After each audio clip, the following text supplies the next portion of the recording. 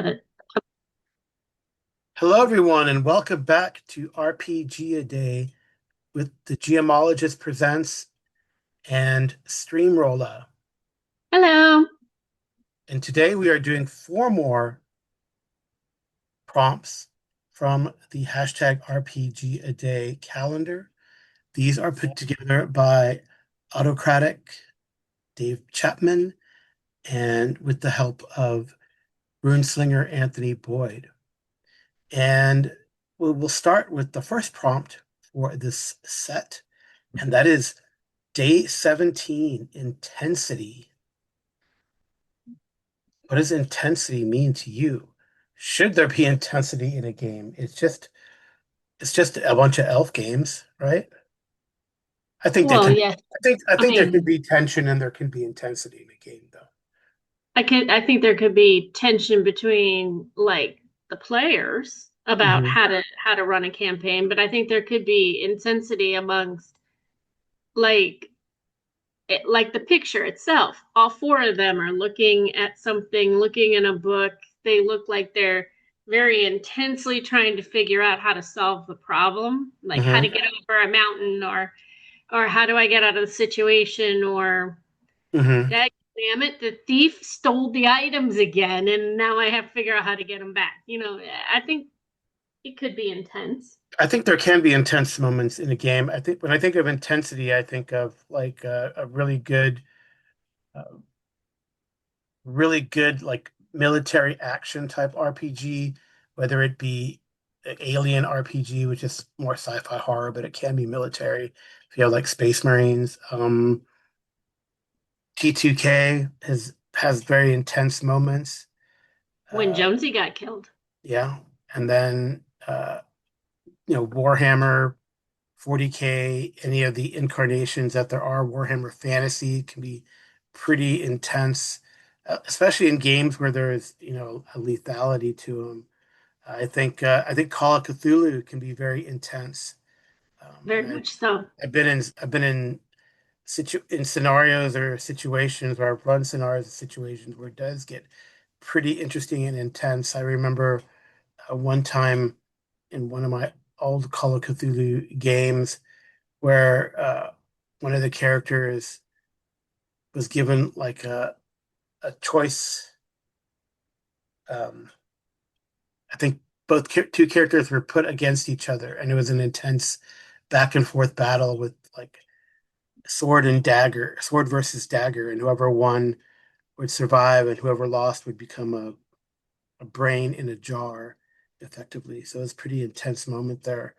I think in the same scenario, there's a funny story. It's like the characters were exploring through the woods, chasing something through the woods, and um, all of a sudden in the scenario, it said that when they look up or they feel something dripping on them, and at the same time in during the session, like condensation from the air conditioner sort of dripping down on the table, and everyone kind of jumped and freaked out because they were intent on that what was going on in the game, and that kind of bled into reality. So that was pretty fun. Or in The Walking Dead, when Oh, the threat that's very meters go intense. up. Yeah, when the threat meter goes up or people start rolling stress and oh man, yeah, it's great. It's great. To a degree. You get bit Not by if a you're the one it's walker. coming up against. You get bit by a walker and then you got to roll that D66 and you're like hoping not for a 5 or a 6 in the front because that means usually death. So yeah, it's crazy. Yeah, but I can't think of any other intense moments off the top of my head. I'm sure there's tons of them. Yep. Yeah, I I mean, think the I can T2K game had a ton of intense moments. I think you tell me about intense moments in your Star Wars games. yeah, that's A lot of happens. that, and I mean, like even when we did, I am blanking on the name where I played poker.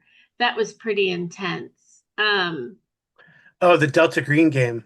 Delta Green, that can be pretty intense. Yeah, even that play test we ran for God's Teeth, that was crazy intense. That was That was fun. That was a good time. That was really good. And it makes for a good time, I think, ultimately in a game is to, a lot of times games are fun, beer and pretzels, one shots at a convention. But even at a convention, you can have an intense session, intense moments. I think Hmm. that helps with the immersion for me. I was going to ask that question. Would you prefer an intense game or one that's more like pretzels and beer? I think I prefer more the intense games. I probably take my games too seriously. But you know, No, I think I take them pretty intensely.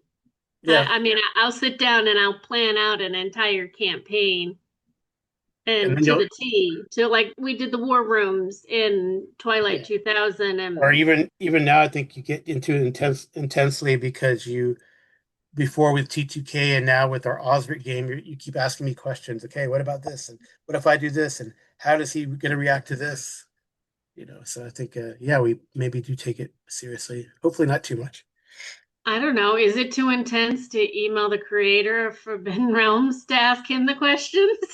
Maybe it's I don't intense. know. I don't know. That's more, I maybe think that's that's more, preparedness. maybe I that's more, don't think that's on the list though, no, preparedness. no, but maybe you're being direct because that segues us to our next prompt, directness. Directed. Directness. Yeah. Well, I can tell you something, and it's Okay. happened recently too, that as a female player at a table, male players do not like direct female characters or direct female players. They do not like being called out on things. So I think I've learned my lesson that I can't be direct with some players. I've got to kind of not muddy the waters, but I have to be more careful with them. I didn't expect that though. That's what happens. And I would say possibly 7 out of every 10 games I sit down and play, not with like my friends, but like pickup games or with new people. I would say that there's some intense moments, but they don't appreciate directiveness, and I would dare say they don't like my character to be direct and they don't like me to be direct. So I would I say that's find, kind of a hot topic right now for me. well, I find directness has its pros and cons. I try to bring life to my NPCs, and I think people either like that or they don't. So when an NPC is direct or they have their own agency, people get kind of they can get bent out of shape, or they're like, "Oh man, I love that. I love that's one of the most memorable encounters I've ever had with an NPC, right? Because of that strangeness or that directness, or really giving life to that NPC. And it's interesting that if you do that with a particular NPC, they can be seen as adversarial sometimes uh, to a player, whatever gender they happen to be. So that's pretty interesting. I think it's important to be direct and precise in your as a GM in your descriptions, especially in a game that's heavy on investigation. You need to have multiple clues. And I know I've been at on both sides of the table, like in a Call of Cthulhu game. And as a GM, I'm like, how do you guys not get this? I'm being as non-obtuse as I can be, as non-vague as I can be, as direct as I can be, and yet you're not getting the clue. And that's why he probably throw multiple clues or multiple iterations of the same clue in a scenario, so at least one will get to a player. But on the other side, I can see how hard that can be as a player. You're like, oh, which way do we go? Is this a red herring or is this a real clue? Or are we supposed to go this way? So, um, it's kind of, do you want to be led by the nose with that directness, or do you want things to be vague, though not necessarily more open-ended? I don't know. I think it depends on the player themselves. I'm a direct player. I want to go from point A to point B and complete the mission before I go Mhm. off to do something else. I might diverge a little bit if I think it's going to give me a better angle later. But for the most part, it comes down to I kind of see games the way I see life, black and white, not a whole lot of gray. Gray usually infers problems, so black and white. So I like to play my characters that way, Mm. direct and to the point. Right. Yeah, and I think it makes for some fun sessions. It So also makes for some very irritating it people can too be. because they don't like directness. Yeah. But I mean, the opposite of being direct is to be really lackadaisical, and that Yeah. annoys me probably the way it would annoy them to have somebody direct. So I guess it's whatever the desire of the player might be. See, number Hmm. 19, desire. Yeah. Right. Desire. So yeah, so what is a desire even in a game? What do you look for in a game? Is do you desire just a fun time? Do you desire advancement for your player character? That's an interesting question. Desire can drive, right, both villains and player characters, or NPCs in general, and player characters. Mhm. Well, I mean, a good example is I'm now playing a paladin. Not really played a Mhm. paladin before, and yeah, I intensely research how to play them. So I do not want to be an Oathbreaker. I want to be very much a straightforward paladin. So that means her desires might be in opposition to what she's tasked with doing, which is being lawfully good. So she might desire to take extra plunder, but she won't do that. Mhm. And she might desire to go running off to do other things, but her oath is to protect the people she's with. So I think I think desire can be something that you either play into the game or could be what you want out of the game.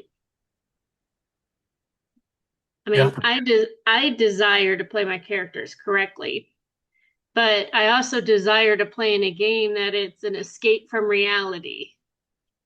Right. I don't like it when the games that I play in are too much like reality. Hmm. But I mean, I've played in some that are that way and had a good time, but you'll find I tend to steer away from them. So no Cthulhu Modern games or Delta I don't Green know. games? They're just not as exciting. Huh. Yeah, I think I have this desire that I'd like to play a lot of Open games. every box that's been delivered before we have to move again.